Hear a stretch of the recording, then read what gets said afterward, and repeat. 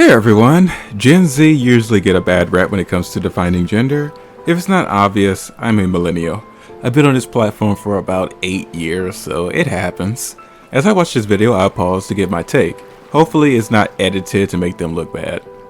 What does gender mean to you? I'm actually really not sure. I'm still kind of figuring it out, but I think it's like self-expression and like how you identify with yourself.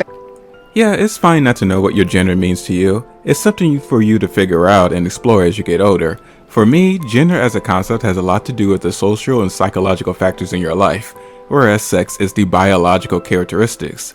Being male doesn't make you know how to be a man, and vice versa for being female. Sure, there are biological reasons such as hormones that push male and females towards certain clusters of behavior, and sometimes those very same factors could make someone trans. It's a really fascinating topic that is often dismissed for simpler ways to identify someone. Really? So how would you define what gender is?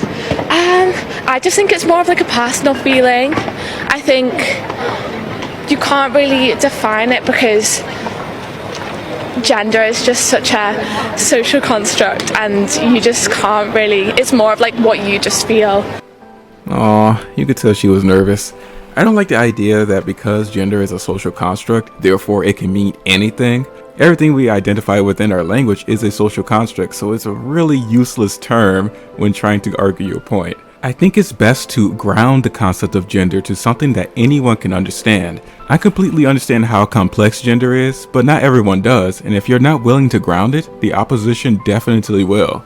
It's true that what your gender is and how you express it changes as you get older. The concept should be easily explained.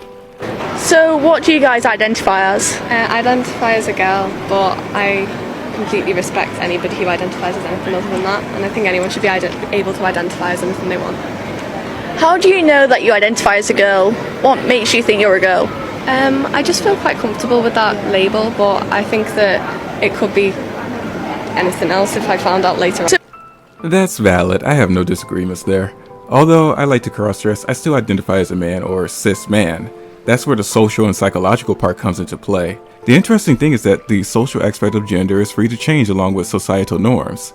I don't expect extreme changes because I still think biological factors have an interconnected relationship with our gender, but I can see a future where men, for example, are able to be masculine while being able to express their emotions in healthy ways instead of bottling up everything.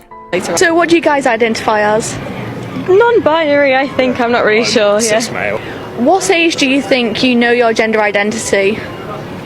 It really depends on the person, really. Yeah, it depends on the person, because I mean, I've known since forever because I've just been comfortable being cis male. Yeah, and I'm almost 20 and I still don't really know. So what age do you think you can determine what gender identity you identify as? Some people know very young. I don't think there's a limit to where you are, because some people know from so young. The LGBTQ plus charity Stonewall recently published an article that said someone at the age of 4 can understand their gender identity. What do you think about that? Do you think 4's too young?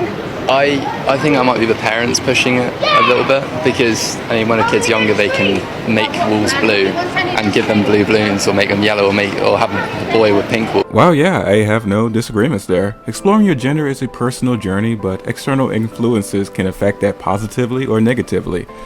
For example, let's say a parent is raising their daughter as a woman, but she happens to express herself in masculine ways or identify with things typically associated with guys. This doesn't necessarily mean she's trans and you should start puberty blockers. It means she's outside the norm, you should guide her through her journey.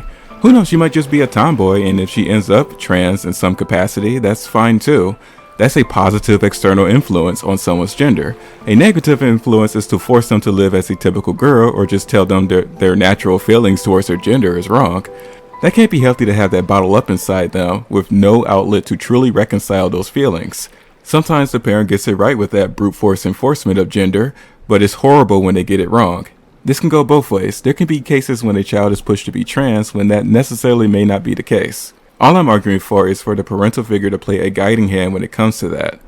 I agree that kids should be kids, but kids are curious of a lot of things. Obviously, some topics should be saved for much later on, but something like gender is harmless. People tend to get excited over fabric of clothing. It's really weird. There are other things such as bullying that can negatively affect how you express your gender, but I think everyone gets the point. The rest of the video is more of the last minute I already played. I'd just be repeating myself. The video itself is fine, and it didn't seem to have a biased slant. I was afraid it would be something along the lines of Steven Crowder or Ben Shapiro, where they target lefty college students just to embarrass them and make themselves out to be intellectual juggernauts. Why not go after people at your rhetorical skill who also happen to disagree with you? Anyways, I gotta go. Be nice to one another and take care of yourselves.